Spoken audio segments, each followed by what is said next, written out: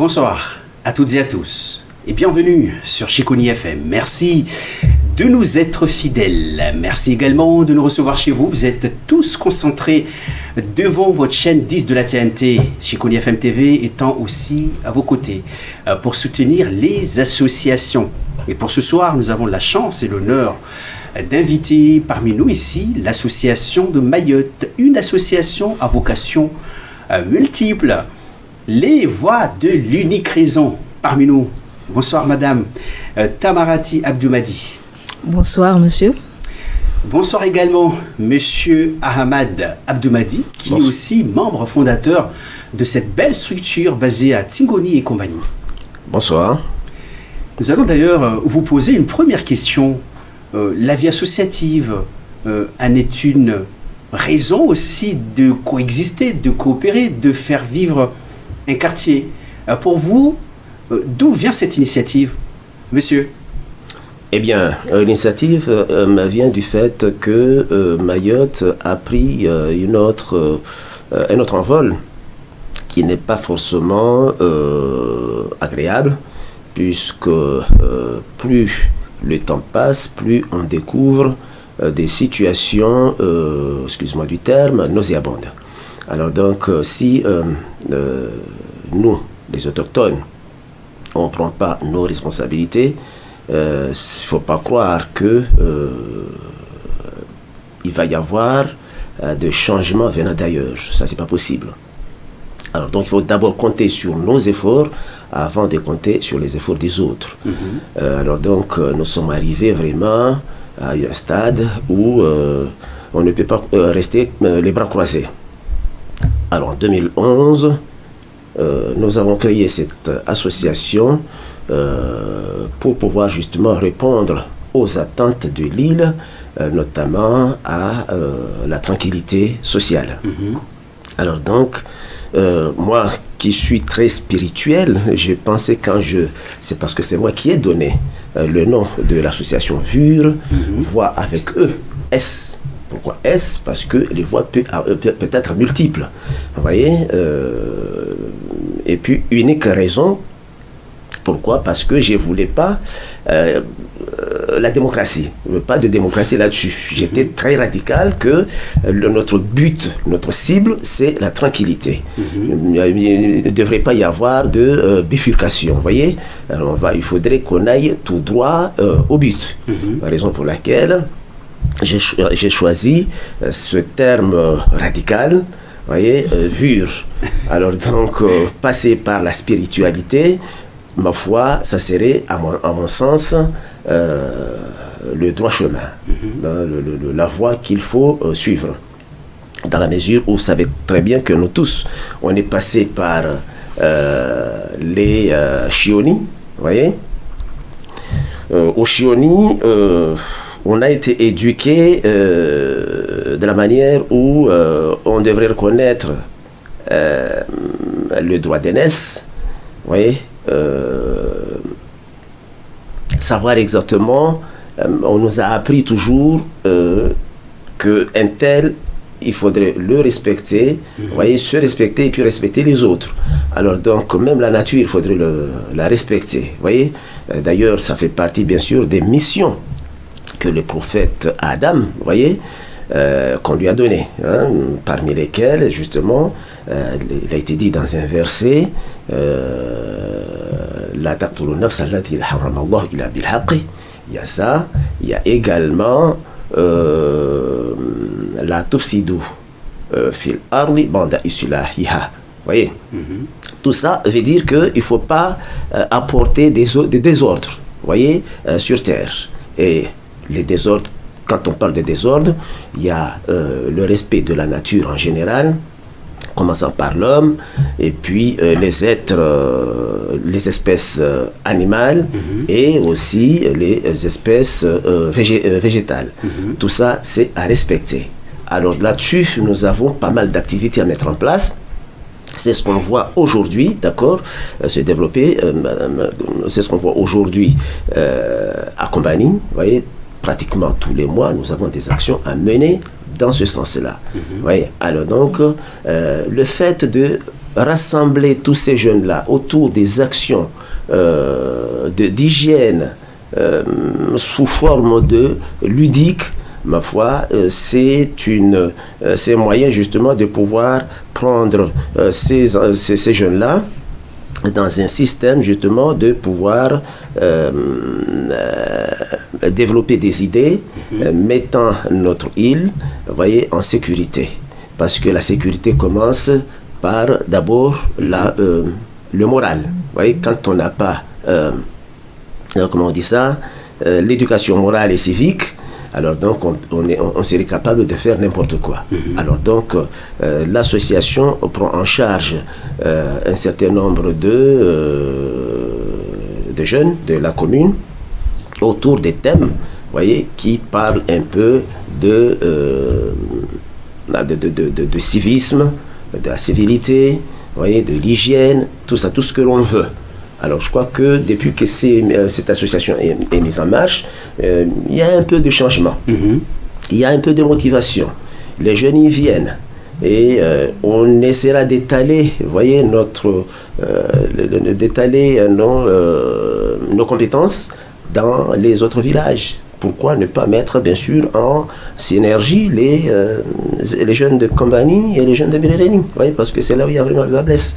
Alors donc, voilà, c'est que nous comptons faire dans l'avenir, vous voyez, amplifier justement ces démarches-là pour que nous ayons plus tard, pour qu'on puisse, bien sûr, aboutir à nos objectifs. Merci.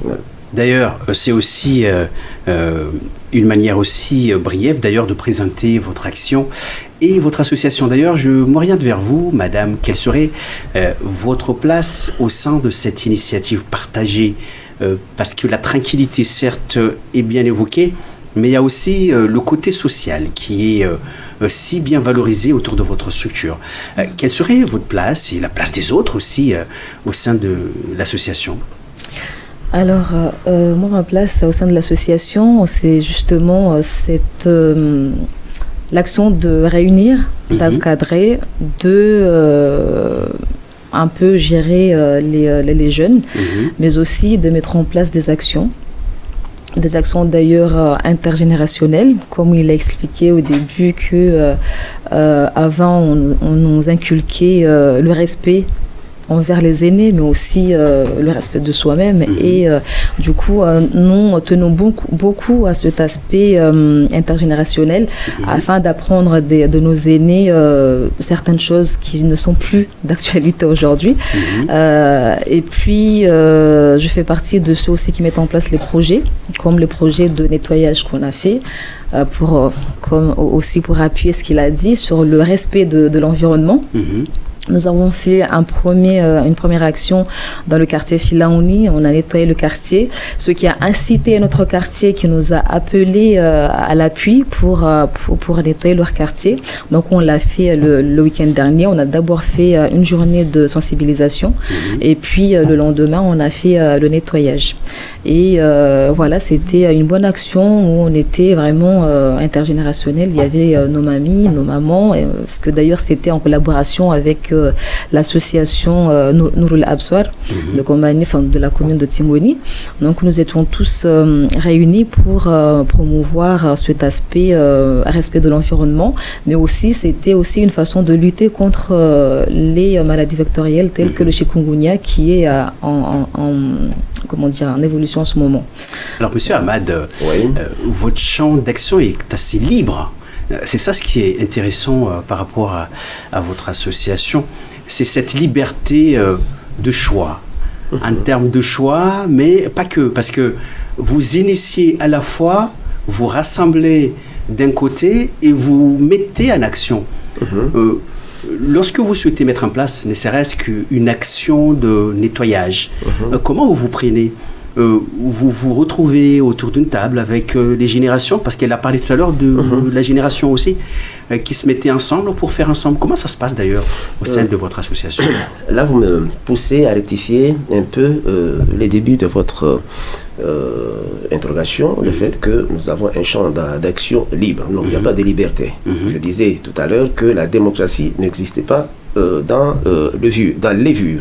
Pourquoi? Parce que nous avons un but, une cible, vous voyez, à fixer. Qui dit liberté, qui dit démocratie, c'est l'anarchie, en quelque sorte. Parce qu'on peut se permettre de dire ce que l'on veut, quand on veut, envers n'importe, même avec l'aîné, on peut bien sûr vous voyez, s'adresser d'une manière plus ou moins tenir des propos, vous voyez, qui peuvent fâcher, et que dans l'association, on est bien, il y a un cadre bien défini, comme le disait Tamarati tout à l'heure, le respect. C'est à mettre vraiment en évidence comment dirais-je, le respect de soi et de l'autre, et également la convivialité, vous voyez, et mener des actions vraiment dans un esprit dans un esprit commun, vous voyez, et écarter tout ce qui est négatif. Parce que, figurez-vous, nous sommes dans un contexte un peu dubitatif, je dirais même perplexe, puisque nous sommes à la fois dans une civilisation, vous voyez, française et également locale.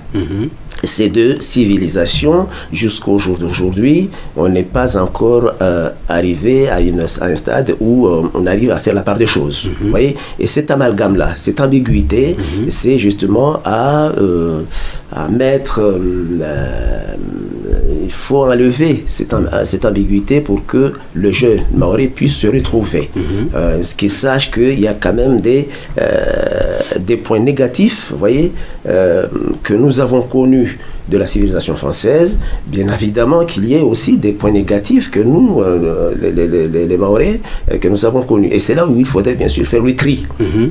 Il faut faire ce tri-là pour que l'homme maoré ou bien l'être humain maoré puisse bien sûr vivre dans un climat de confiance et aussi de respect. Alors comment ça se passe d'ailleurs pour identifier ces méfaits de la société juniance?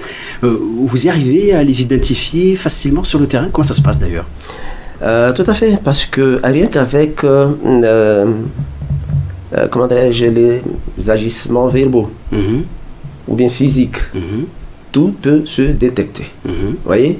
Et c'est à partir de là, bien sûr, qu'on puisse bien sûr donner des conseils en disant aux jeunes que non, c'est pas comme ça qu'il faudrait parler. Il ne faut pas jeter ces ordures à n'importe quel endroit. Il y a des poubelles. Vous voyez, tout ça sont des maltraitances qu'il faudrait bien sûr gérer. Et également, vous voyez, il y a plusieurs choses qu'il faudrait bien sûr mettre qu'il faudrait étudier et savoir comment pouvoir corriger. Et c'est nous qui avons vécu des époques, vous voyez, qu'on puisse bien sûr ramener le jeune à la raison. Comme l'indique le titre, vous voyez, voix de l'unique raison. Bon, moi, aujourd'hui, j'ai à peine 66 ans. Vous voyez, je crois que j'en ai vu pas mal de choses. Vous voyez, c'est vrai que bon, je ne peux pas être omniscient. Dieu seul est omniscient, mais compte tenu de mon expérience, j'ai quand même pas mal de choses à transmettre aux jeunes. Madame Tamarati, est-ce qu'on est censé transmettre et transférer nos compétences, nos connaissances aux autres? Et c'est facile de le faire. Et comment s'y prendre? En faisant. C'est en faisant, c'est en pratiquant, c'est en échangeant avec les jeunes, avec nos plus âgés, que qu'on peut s'imprégner, qu'on peut apprendre à se corriger, à mieux faire, à inculquer aussi. Et puis en impliquant les très jeunes, les plus jeunes, parce que comme vous le savez, dans notre association, nous avons de très très jeunes, 3 ans, 4 ans. Et voilà, c'est en voyant ce que nous faisons, en voyant nos gestes, nos faits et gestes, que nous pouvons leur apprendre les bonnes manières. Alors, les bonnes manières, souvent, chez les jeunes, ils n'arrivent pas tout de suite à détecter. Vous avez des outils pour les rassurer que les bonnes manières se font de la sorte? Est-ce que vous prenez du recul avant de... On explique aux jeunes parce que nous faisons des rassemblements régulièrement. Nous ne faisons pas que nettoyer et faire à manger et vendre. Nous avons un groupe, dans l'association VUR, on a un groupe de débat pour les filles et on a un groupe de daïra pour les garçons. Et lors des répétitions, on parle aux jeunes. S'il y a un jeune, par exemple, qui fait quelque chose qui n'est pas acceptable, on parle aux jeunes. Et puis, juste un petit exemple, une fois, on allait à un débat et on a une des plus jeunes qui voulaient y aller, mais maquillée et tout ça. Ça, c'est une éducation basique à Mayotte. On n'est pas encore mariés, on ne met pas de rouge à lèvres, on ne met pas de guéna. Du coup, on l'a appelée, on lui a expliqué. Déjà, on a voulu savoir pourquoi elle a voulu faire ça, parce que je suis une fille, j'ai le droit, c'est ce qu'elle répond. Et du coup, à partir de là, on se base de ça, des droits justement, et des devoirs pour lui expliquer, et lui expliquer aussi quels sont les dangers pour se comporter de cette façon-là. Juste un petit exemple concret qu'on a vécu. Voilà, donc c'est de cette façon-là qu'on éduque et qu'on essaie d'inculquer aux enfants comment se comporter aujourd'hui, surtout le monde d'aujourd'hui. Alors, la cohésion passe naturellement ou il faut plus de temps pour que l'autre comprenne? En fait, vu qu'on fait beaucoup d'activités avec les enfants, on les encadre, ils ont aussi des propositions, ils ont des propositions d'action. Donc, si à l'unanimité, on valide l'action, nous les accompagnons. Et dans cet accompagnement, on les responsabilise et on les amène à être responsables dans leur action. Avec nous, bien sûr, à côté. La notion de responsabilité, monsieur, prédomine, si j'ose dire, au sein de la vie associative, parce que souvent, on vous suit dans vos actions et on voit plus d'hommes qui se mettent aussi au travail à aller ramasser les ordures et les relever des caniveaux, etc. On les voit. Aujourd'hui, la place de l'homme est-elle partagée? Ou est-ce qu'on doit nuancer la chose et se permettre de dire, écoutez, si nous sommes dans une société où tout le monde doit se mettre devant pour que notre société soit protégée? La nature fait toujours des bonnes choses. La nature a fait que sur Terre, il y a le sexe féminin et le sexe masculin. Ces deux sexes doivent bien sûr cohabiter et savoir exactement comment mener leur vie sans qu'il y ait de cacophonie. Alors donc, le partage des responsabilités doit bien sûr se faire entre ces deux individus. Alors donc, voilà, que ce soit petit ou grand, on peut bien sûr doser les activités, les tâches à répartir. Voilà, quand on est responsable, on est amené à créer un cadre et on ramène tout éduqué, toute personne à éduquer dans ce cadre-là. C'est pour cela que la notion de liberté n'existe pas. La notion de liberté n'existe pas. On le dit comme ça, mais en réalité, la notion de liberté n'existe pas. Tu es éducateur, vous êtes éducateur, vous avez un cadre, vous avez des gens à éduquer, vous les ramenez dans ce cadre-là. C'est également dans la religion. Dans la religion, je crois qu'il y a des règles bien définies. On fait la prière, on ne peut pas se permettre de faire la prière n'importe comment. Quand on est du même courant. Vous voyez, la direction c'est là, tu n'as pas à tourner l'autre à l'opposé. Vous voyez, on doit croiser les mains comme ça, tu n'as pas à faire autrement si tu es dans un courant bien défini. Alors la notion de liberté n'existe pas. Alors donc, notre objectif dans cette association, c'est de montrer à l'enfant, aux jeunes, qu'on ne peut pas faire n'importe quoi dans la vie. La vie est faite de manière à ce que la société puisse marcher et c'est nous bien sûr qui définissons les règles, de bonne manière. Voilà. Alors le suivi de l'enfant est aussi un point important dans la vie associative. Et l'enfant doit suivre un mouvement, doit être aussi à l'écoute et s'assurer aussi que cet enfant ne soit pas trop en perdition. Vous avez des marqueurs ou des points de limite qu'il ne faut pas peut-être dépasser pour que l'enfant se retrouve dans vos actions, dans cette vie associative, dans cette notion de partage, parce que c'est aussi ça. Hein. Tout à fait. L'association, c'est le partage, c'est aussi que chacun puisse aussi se prendre en main pour aussi participer à cet élan de solidarité et aussi à l'élan de proximité. Madame, peut-être. Alors, moi, je dirais que il n'y a pas plus, comment dire, en fait, l'enfant s'adapte très rapidement. Dès qu'un enfant voit quelque chose qui l'attire et qu'il aime bien, tout de suite il s'adapte et respecte les codes. Il y a pas, enfin, c'est plus l'adulte, le plus âgé, qui est difficile à changer, qui est difficile à suivre les règles. On se pose plein de questions, pourquoi je dois suivre exactement ça et pas autre chose, alors que l'enfant, il vient là, on lui donne un champ d'action. Il va s'adapter et puis il va se donner à fond pour montrer qu'il est capable. Donc c'est, en tout cas pour moi, jusqu'ici, j'ai pas rencontré de difficultés avec les enfants. Ça a toujours été très facile pour les amener dans les objectifs. Merci. La voix de l'unique raison porte bien évidemment cette assurance autour de la jeunesse. Monsieur, vous avez certainement des choses à dire autour de la place de l'enfant au sein de notre association. La place de l'enfant au sein de l'association est primordiale. Parce que figurez-vous que l'enfant n'est jamais méchant. C'est l'adulte qui est méchant, comme le disait Tamarati tout à l'heure. L'enfant a un esprit malléable, il comprend très vite, il suit les lignes directives que son aîné, que l'adulte trace, lui donne. Alors donc, si aujourd'hui nous vivons une telle situation, l'auteur principal, la cause principale, elle vient de l'adulte. C'est pas l'enfant du tout. Vous voyez ? Moi, en tant que pédagogue, je dirais que avant d'enseigner, il faut se donner les moyens divers et variés pour pouvoir mener à bien cette éducation.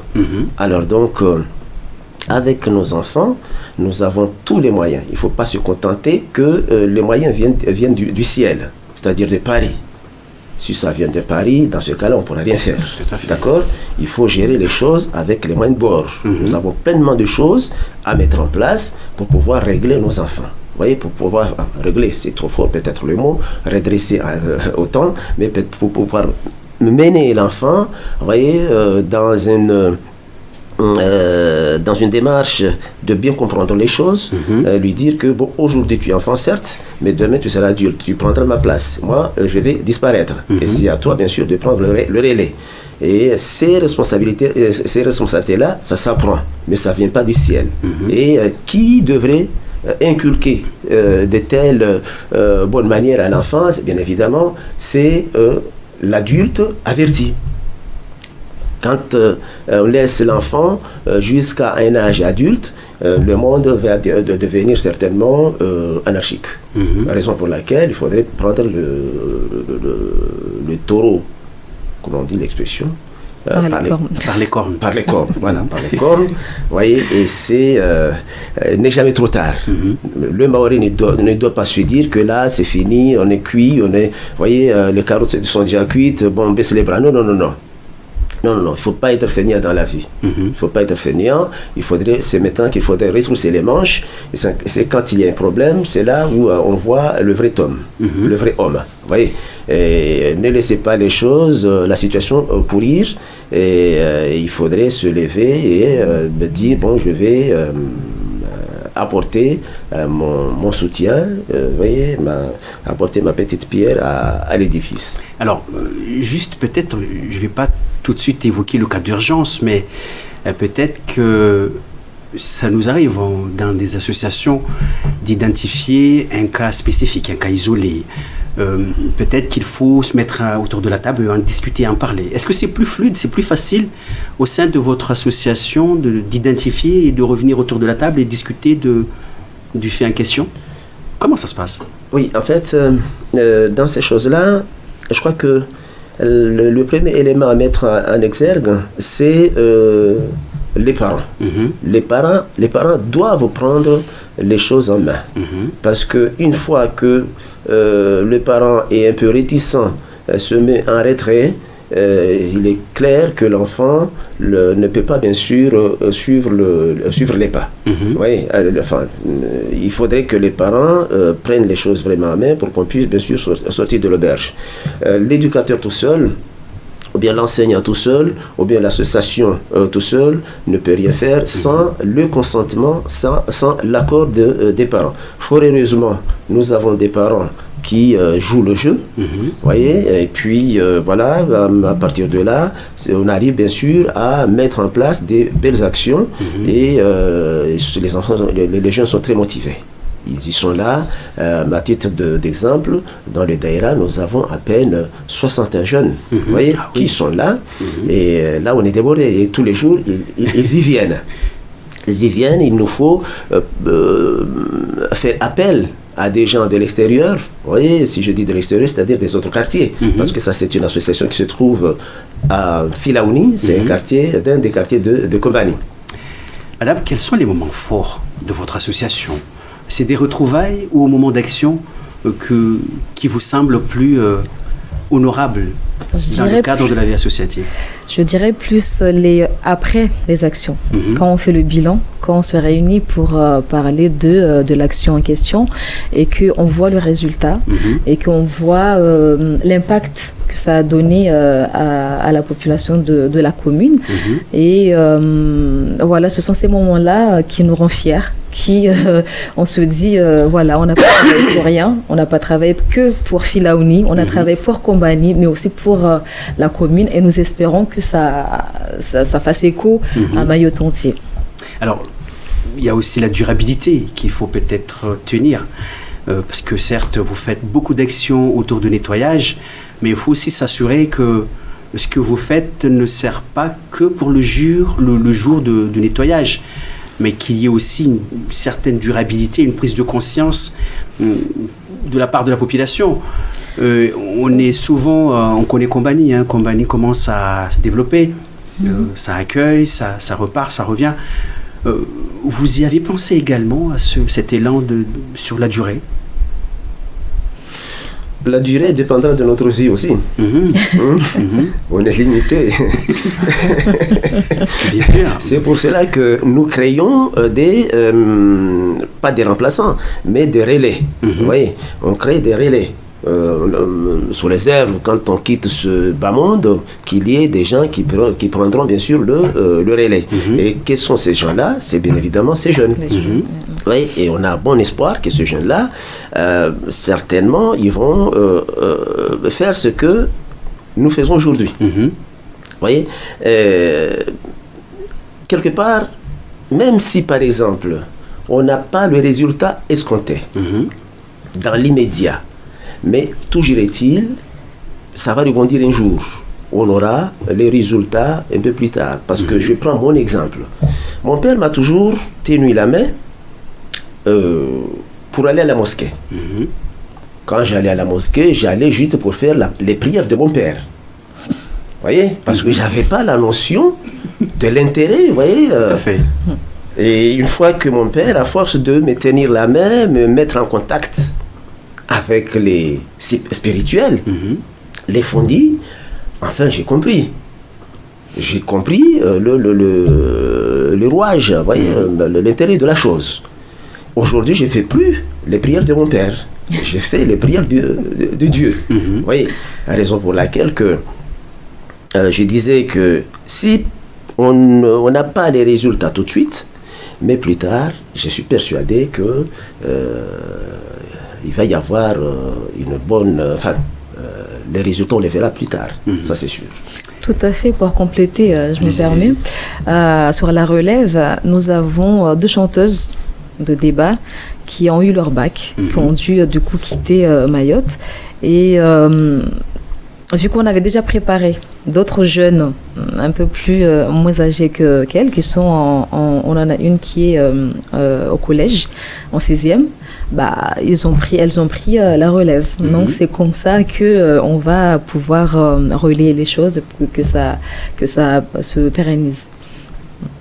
Et puis les actions qui se font, nous faisons le nettoyage, mais pas que.